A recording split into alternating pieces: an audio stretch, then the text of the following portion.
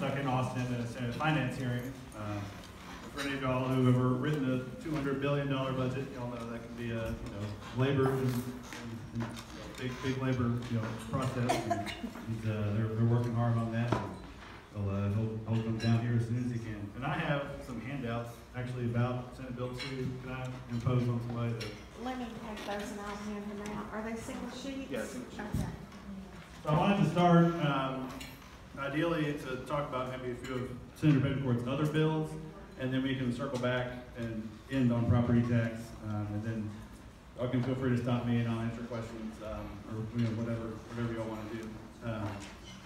So anyway, the first bill I'd like to talk about before we circle back to SB2 is SB 7, which is a bill filed by Senator Bettencourt, which is the quote-unquote stop the pass the trash bill.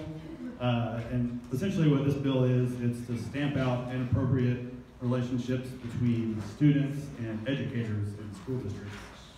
And we've seen, kind of a rise in that in the last couple of years. The statistic from the Texas Education Agency for fiscal year 15 and 16, which just ended, a couple months ago, was there were 222 cases. They opened 222 investigations on that issue. And then I have the data through November where they had already opened another 49 cases for the current fiscal year. So it seems to be a growing problem. And essentially what it is, you see on the news, students, I think there was a recent student who got his teacher pregnant, and she, I think it was just sentenced to prison for that the other day. So those are the ones that you hear about. So, you also have in school districts,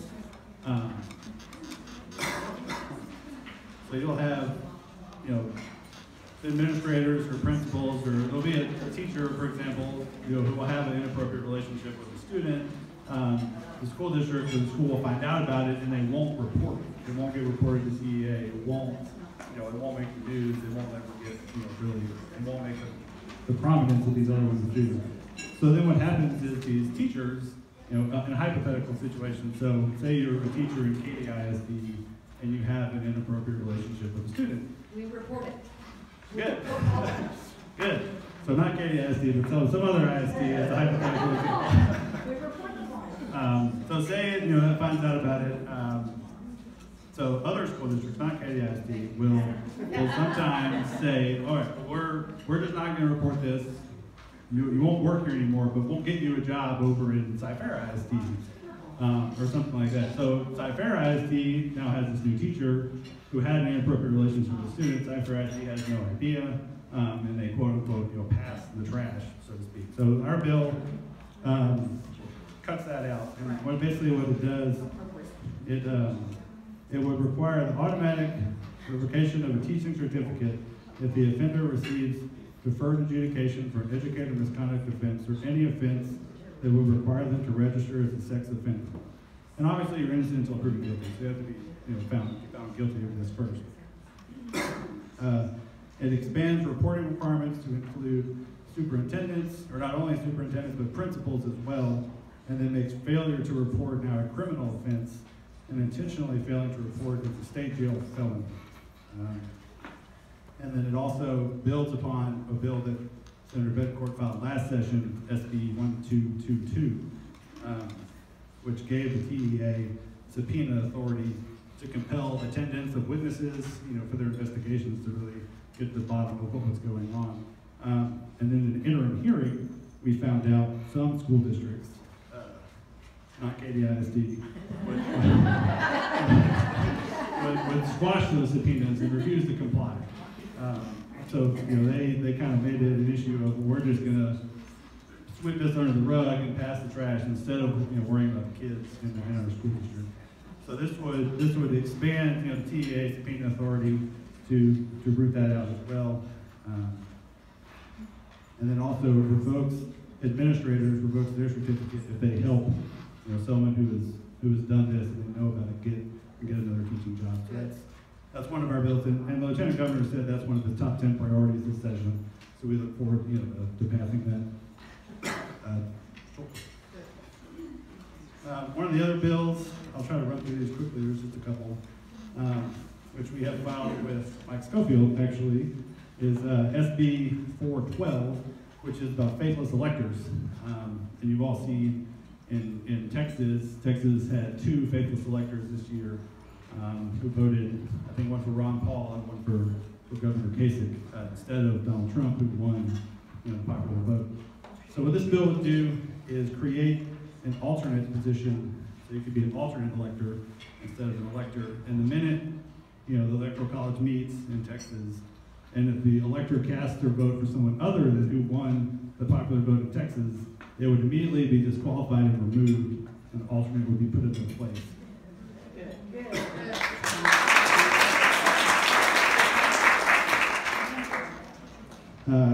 And then a couple more to run through before we get to property taxes. He has filed SB 151 and 152, which address pension issues. We've all kind of seen how pensions are impacting big cities, in particular, Houston and Dallas. And what these bills would do is say the pension board, okay, for new hires, the pension board would be allowed to say, okay, starting today or whatever date, new hires are put on a defined contribution plan, like a 401k plan or something like that, instead of a defined benefit plan like we currently have. So it would give them the option to do that, if they felt it was necessary. And then the other part of those bills is it requires voter approval for pension obligation bonds, which is a big issue in Houston at the moment. We have the mayor. We haven't really seen his full plan, but he has his corridor and the pension reform, and maybe it's a good idea. But part of it is issuing $1 billion of pension obligation bonds without voter approval. So this would require the voters to have a say before that could be done. And then 2 more real quick. Well, you already kind of talked about tax credit scholarships, so I'll skip that.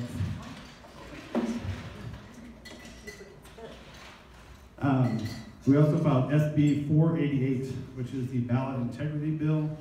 And this has been a real issue in Houston, and the goal is to prevent local governments from misleading voters at the polls with deceptive ballot language or spending taxpayer money to ignore lawfully collected petition signatures.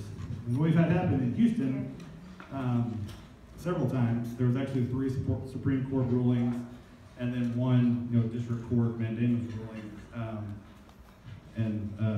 basically saying the city erred in their processes and used deceptive language on the ballot. One example is the rain tax, the quote-unquote rain tax that got put in place, where if you really were voting for it, you had to vote no. So if you wanted to vote yes, you had to vote no. If you wanted to vote no, you had to vote yes. So that kind of got ran through. And the Supreme Court did erred on that.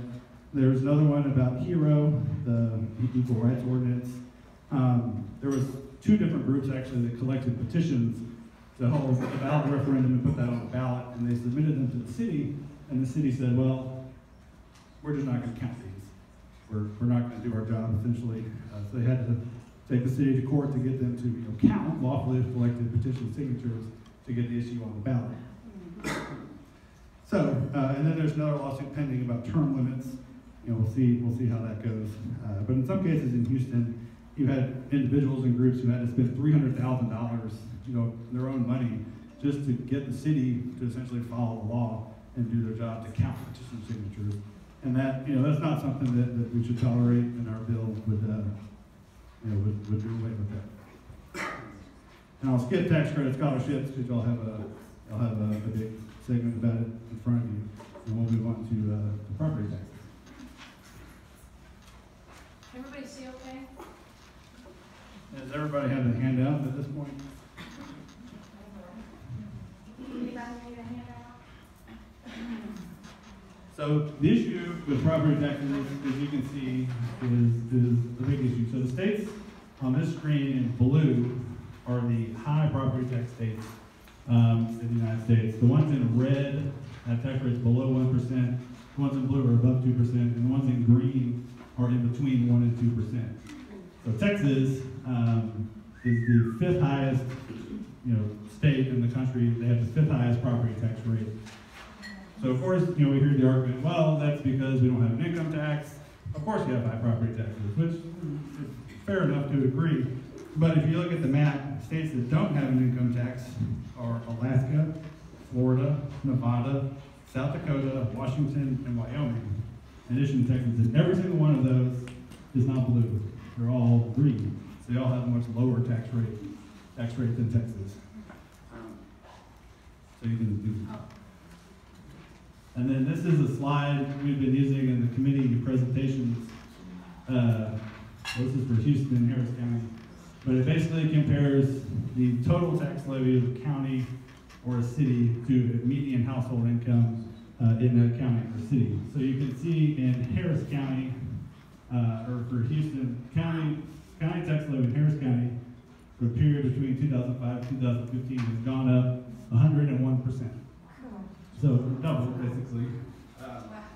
City tax levies are up 73%, and median household income over that time is up 32%. So you can see there's kind of, at least with these stats, a disconnect in how tax rates are rising, or tax values are rising to median household income. So the issue that we find is, appraisal values rise and rise and rise, but tax rates never change. So the point Senator Bettencourt always makes is, your appraisal will come up, go up and up and up, but your tax rate should then go down and down and down to offset the increase, and that could, get your tax bill under control. So you see in counties, this is statewide, from 2005 to 2014, this is the value of billions. So there's about $1.2 trillion, I guess, of taxable value in 2005, and that increased $831 billion to about $2 trillion. And you can see overall counties' tax rates have essentially remained flat. So values have skyrocketed, tax rates have stayed flat, which means you pay more, obviously. And then you look at cities, and you see the same thing. You've gone from $856 billion to $1.3 trillion, about a half a trillion dollars of change, and the average tax rates are up 3 cents. So your county taxes are skyrocketing, or city taxes are skyrocketing. Special districts, everything on your tax bill is looking like this.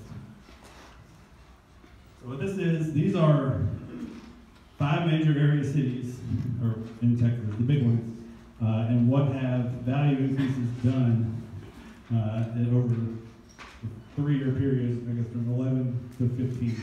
So in Houston, you can see it's skyrocketing from 145 to 206, and then they're all going up. I mean, even Fort Worth, which is the most black, is up about $6 billion, I guess.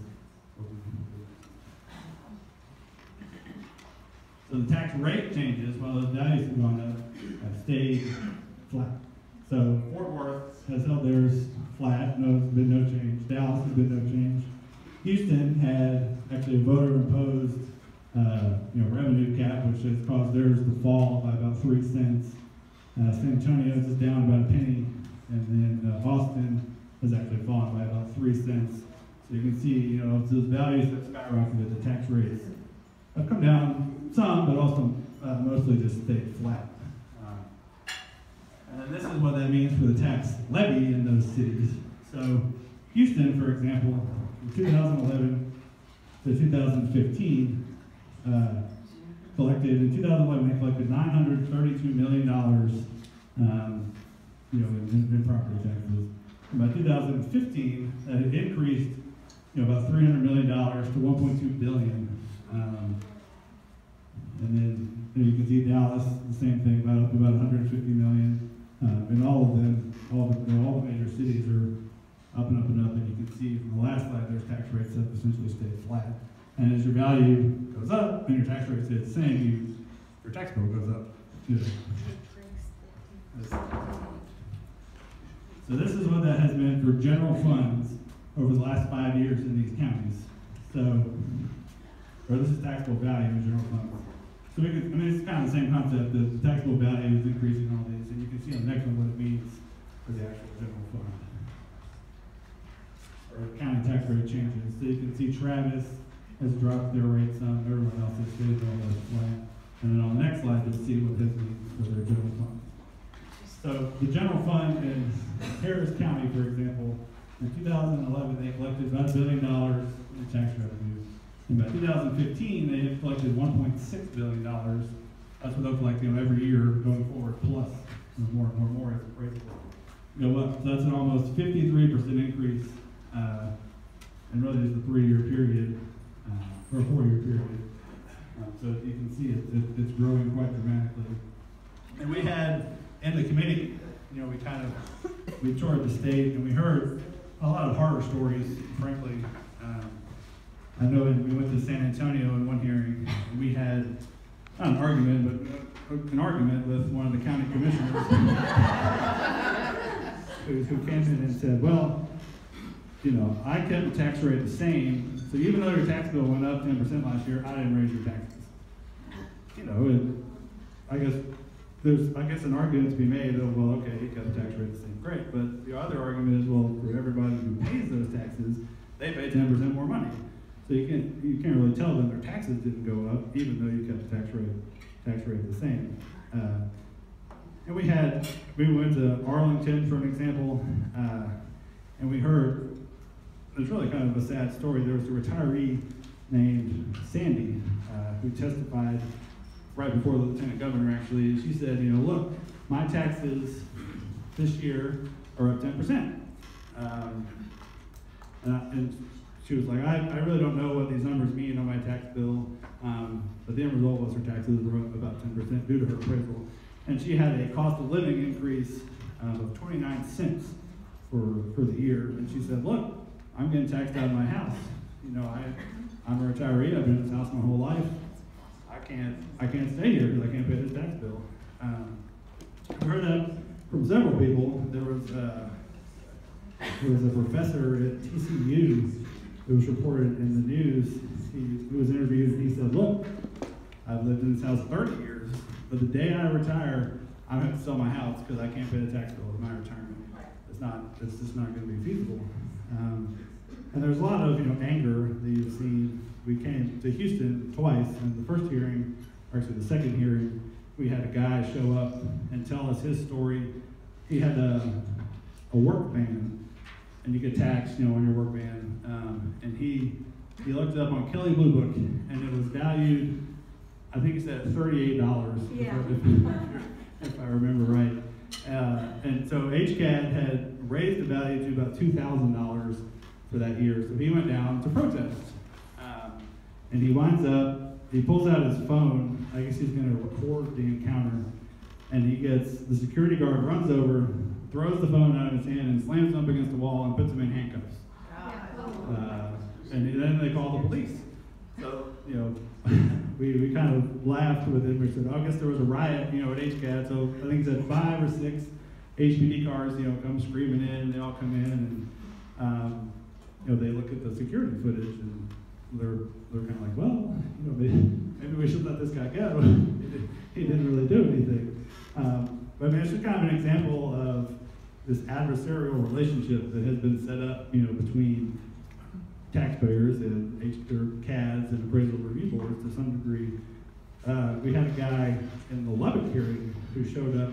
He said he drove for 6 hours one way just to come tell his story. He goes in, he's protesting his value. I think it was up, if I remember right, 28% in 1 year. And he goes in to protest. He has an ag exemption on the property as well. And the ARB chairman looks at the chief appraiser in the hearing and says, well, can we do anything to help him? This doesn't seem right. And the chief appraiser says, no. So, you're not allowed to collude like that by law, but they did it right in front of him, so they banged it shut, said protest denied. He lost his ag exemption, which is a huge deal. So he had to sue and go to district court, spend his own money to get that restored. He ultimately won, thankfully. But we've heard stories like that everywhere, all around the state. And part of the issue that we have run into is training of ARB members, right? So you have, I think at the time we started, the comptroller came and testified, well, ARB members get training they had training of a day, only 1 day of training, and they're ARB members, and that got cut in half. So it's essentially half a day of training, and you're supposed to be an expert, on appraisals and do the ARB process. which is just ridiculous, you know. For anyone who started a new job, I mean, you go in, you kind of, you know, find where the coffee pot is, and you know, find where the bathroom is, and then you're going home, you're going to lunch. That's essentially training. And then one of, frankly, the most egregious examples that we heard was in the Houston hearing, was about businesses not coming to Texas because of the property tax rate. So we had Dow Chemical come and testify. And they said, you know, look, we're having this $1 billion expansion, would have been all these construction jobs, you know, new plant jobs, you know, et cetera. And they said, we're looking at Texas, Louisiana, and Canada. And because of property tax issues, well, they cut Canada, so it's between Texas and Louisiana. They said because of the property taxes in Texas, they picked Louisiana. So they had a $1 billion expansion in Louisiana because of, you know, property taxes. So Texas lost out on all that tax revenue going forward, you know, those jobs to build it, the jobs to work it once it's built. And then, you know, we've had other instances of counties, you know, being picked over other counties because of that as well. So Amazon came and testified that they picked the Dallas area over Harris County because of Harris County tax rate, and then there was a Freeport exemption issue as well. So I mean, it's a real issue. You have businesses not coming to Texas. You have businesses not coming to Houston, going somewhere else. You know, all because of the tax rate, and you have seen it in downtown Houston, you know, pretty significantly. Y'all probably have heard, you know, the Shell Plaza downtown is basically, I think it's 900,000 square feet, and it's basically empty. Right. So they've all left. They've gone out to the west side. They've left the city of Houston and moved to the county at this point. You know, Exxon was downtown years ago. They're gone. They're up in the Woodlands. Schlumberger has left downtown. They're down in Sugarland, which is good for Sugarland. But, you know, bad for Houston, I guess. So, I mean, these, you don't necessarily think about it, but taxes have real impacts for real people. I mean, right? People have to move, businesses leave. That impacts your ability to get a job. It impacts everything. So it's really a big issue. So one of the things you'll see on the handout of what Senate Bill 2 does is lower the rollback rate from 8 to 4%. Can you explain what rollback means? So the rollback rate is right now it's 8%. So what it means is, you know, a county or any taxing entity except a school can raise taxes, you know, 8%.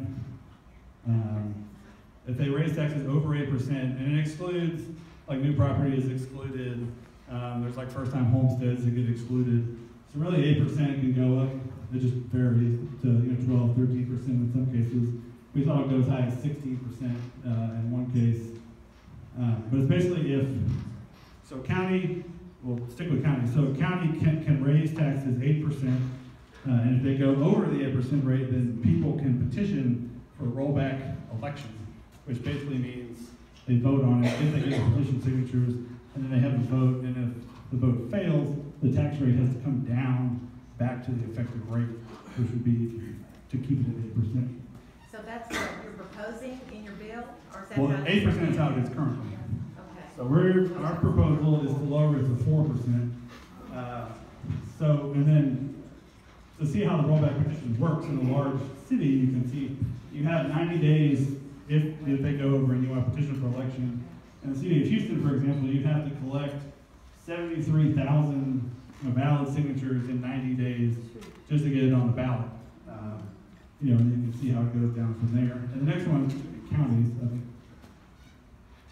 So you can see in Harris County, if you go over the rollback rate, you'd have to collect 154,000 signatures in 90 days. It'd be valid signatures, and spend your own money to do it just to have an election. So that's why you never really have rollback elections.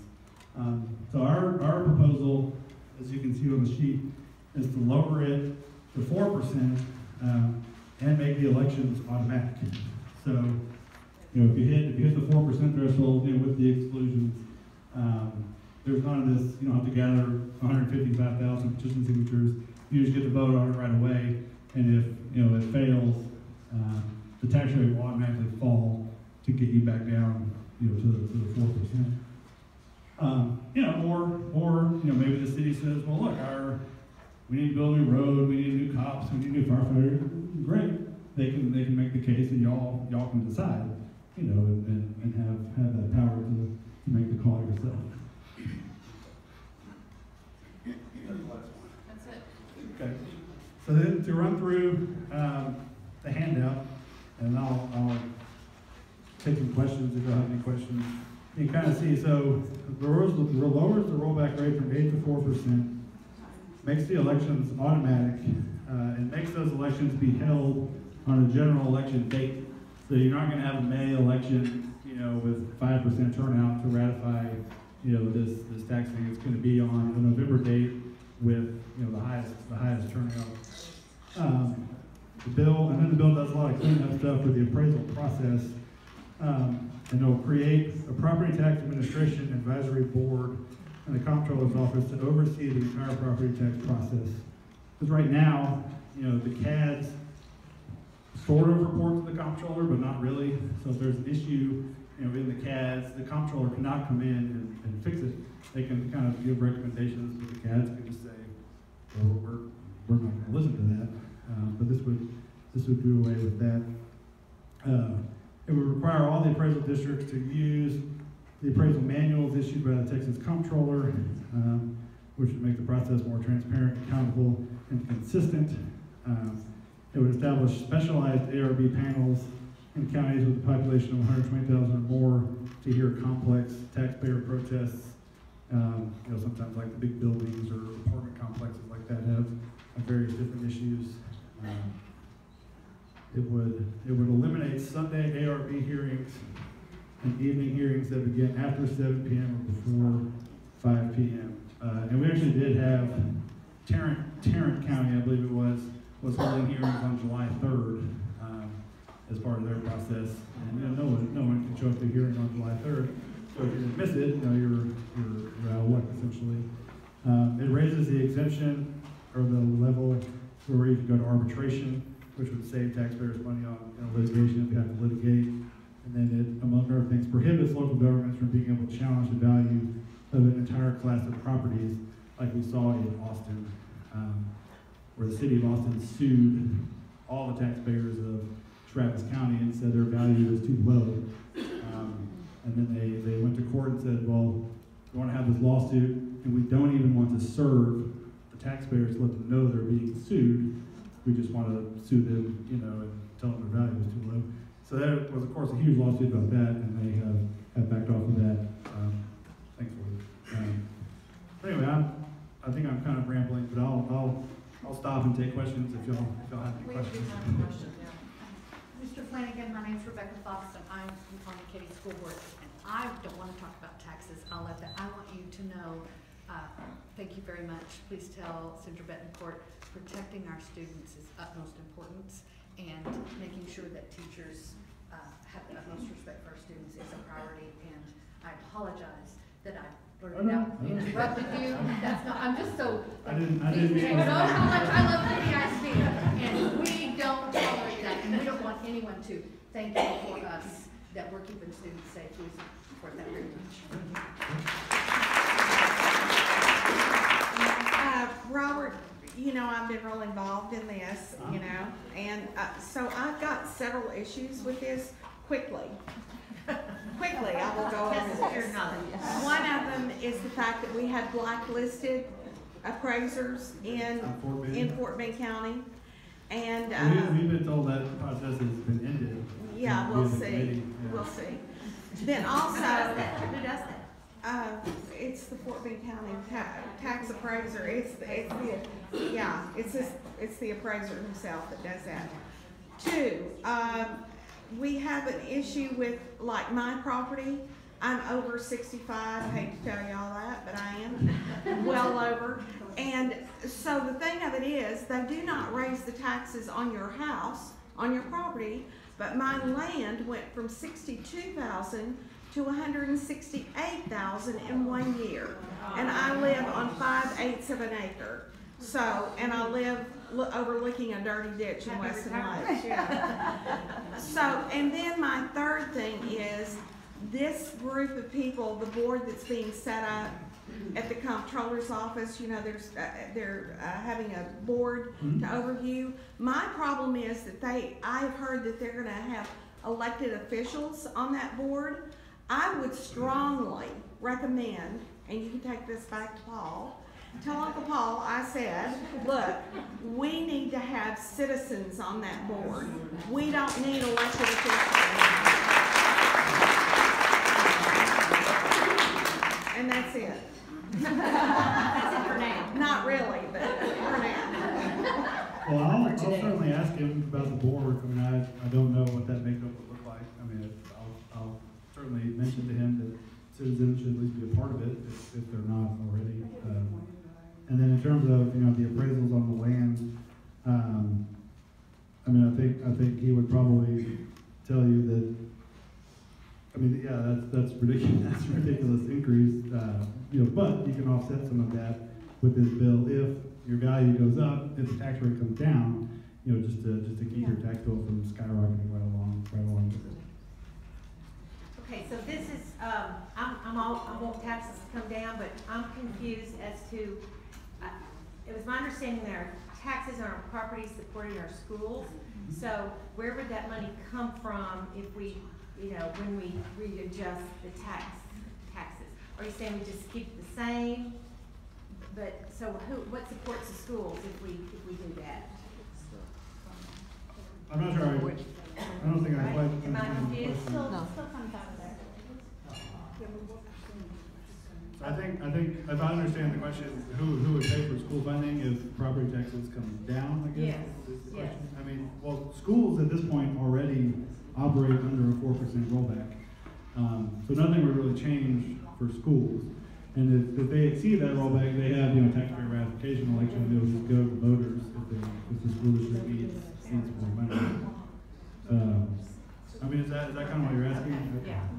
So my question is, the values are going up astronomically, right? So who's fighting for the counties and the cities and all these to get those percentages of our taxes down? They're like, oh yay, this is great. We're just saying it's status quo, it's staying the same, but we're banking all this money. It's almost like greed. You'd think that the cities and counties and legislatures would be fighting for us for this. How do we get those percentages? Well, I mean, I think there's a lot of people in the legislature that are, I would say. And I don't. But it's not changing, right? I don't want to belittle, you know, the job of a county or a city official. I mean, yeah, look, they have a tough job. I get it. Houston, you know, so they county judges and mayors, look, they have a tough job, and they have to set priorities, and you know, they need money for their budget. But I would say to them, you know, so do people. I mean, right? I mean, y'all set your priorities as well. Balance your budget. Yeah, exactly. And you know, you see these bonds get passed all the time, and it's like, well, there's no tax rate increase with this bond, or no tax increase, it says. But really, it's, you know, you can't pass $1 billion bond and not have, you know, the taxes pay for it. It's done. They know that it's going to be done by the appraisals going up and more money coming in. You know, and we kind of had a running joke for a while. You know, and there's a lot of city and county officials who do oppose this bill. I mean, they do, and they would come to the hearings and say, "Well, we can't have any cuts at all. We need all the money. We can't afford it." You know, and we would kind of say, "Well, great. You know, when was the last time the government came to you and said, well, can you afford this tax increase?" You know, they don't do it. So there just has to be some give and take, you know, on that level, and I think they just are going to have to. I mean, you just got to live within your means and balance your budget, and they just have to go forward. For older citizens, like we were talking about that lady that got to be taxed out of her home, why does it say that that's some bills where when you get to a certain age, everything freezes, you don't pay any more taxes, if you're housing home going up, you're going to pay most taxes. The only protest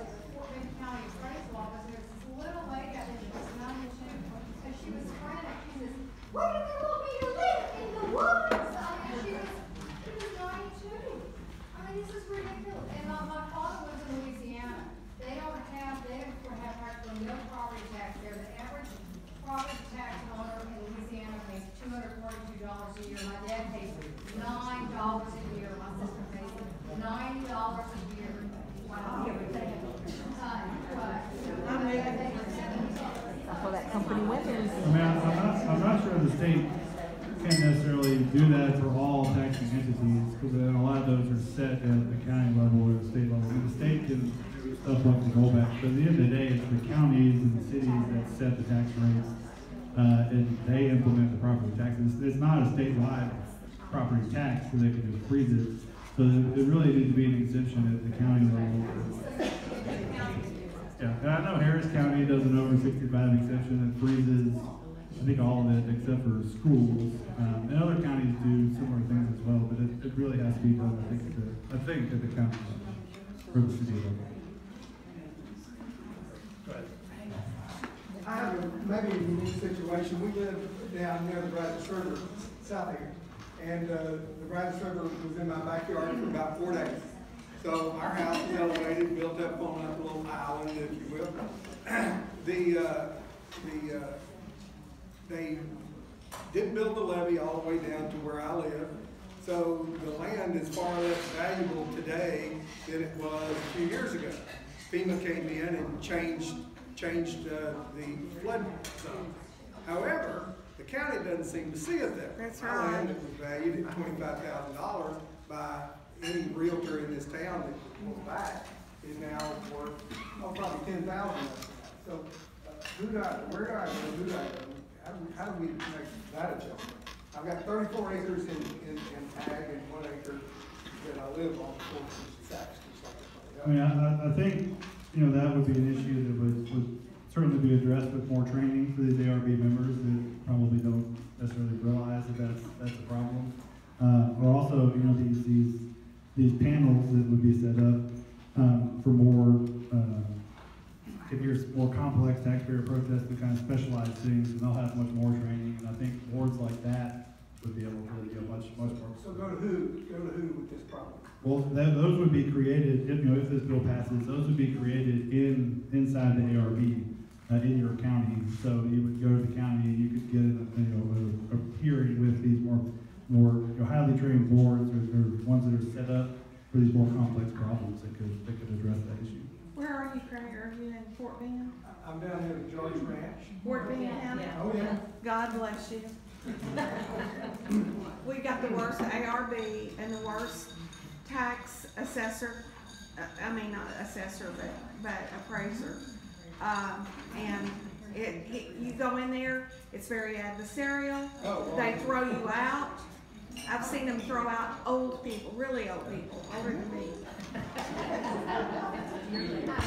I just a quick note, just because I've spoken with Glenn Whitehead this week, who is our appraiser, and I know that a lot of our constituents have been affected by the flood, especially from last May, and they have gone out and done some reassessments, and I know there's been a lot of angst in trying to get in touch with people over there, but they have gone out and they are doing supplemental reports, and so this week new reports are coming out to reassess the values of the damaged property from when it was first appraised back in January. So that is some good response coming out of the ARB this week. So I have personally spoken with them. Thank you, Larissa. So you've been going over there and talking to them?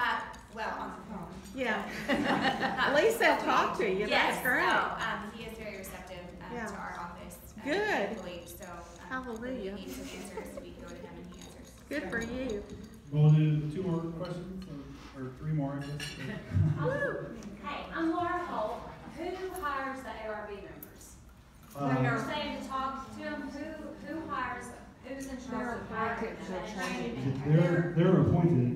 They're appointed by. Not anymore. She's No. not the administrative judge. By the appraiser and then the judge. The administrative judge of the county, of the She might district do court. it. Yeah, but he's not the administrative anymore. Yeah. Brenda? Is the new. Got it. Okay, so So is the county appraiser? No, it's the district judge that appoints the board. Okay, is the district And then, judge that and appoints? then this bill, if it passes, would mandate all members of the appraisal district board of directors to be elected in your county by y'all. That's why. Okay, well, that's good. currently it's elected by Ms. Brenda. No. Currently appointed by the social, I mean, by the administrative judge. People And- bring their recommendations to her and just say, you know. and she's in charge of training, which you said is not that. Well, the comptroller does the training, it's just not enough. Right. Okay, one more question and then we're gonna finish it up. I have a question about the process. About the process of this rollback. So the rate's gonna go 4%. And let's say that, you know, the county government says, well, I can't make it on 4%, I need 6%. Does it stay at 4 until the election? Or do they get to spend the money until the people claw it back? Which one happens first? It would be the election before. So it would stay at 4 and Until you I have. mean, it automatically would go back, it would, if the bill passes, it would automatically would drop to 4 After the No, no, election. but- after the election. After the No, I election. understand that. Let's say the next year, they say, no, we need 6 this year, we're not gonna cut it at 4. Does it still stay 4 unless the voters approve the increase? Is that the way this is? I think it goes up to 6, and then we vote. No. And then you claw it back? Only the federal government can deficit spend. Well, that's what I'm trying to figure out, which one happens first? So, if I understand, I mean, I'll maybe have to get back to you on that, but I think it would be, you know, appraisals would be done as of January 1, or they would set their budgets as of, or they would certify the tax roll by, I think it's May or June, and then the election would be November if it happens. So then, I mean, like, it would all be the same year, you know, right before. So they would vote on it before you paid your taxes. So they would set it higher, it would be higher, and then you'd have an election. But before you Before paid your the tax bills bill. due, Yeah, And then they'd have to redo all the bills to drop them back down again. yeah, if the election, That sounds more if the election cumbersome, fails. actually. Okay. Volunteer hours, volunteer hours. Okay, we gotta get going, so, we had 2 more real I'm quick. happy to talk to anybody.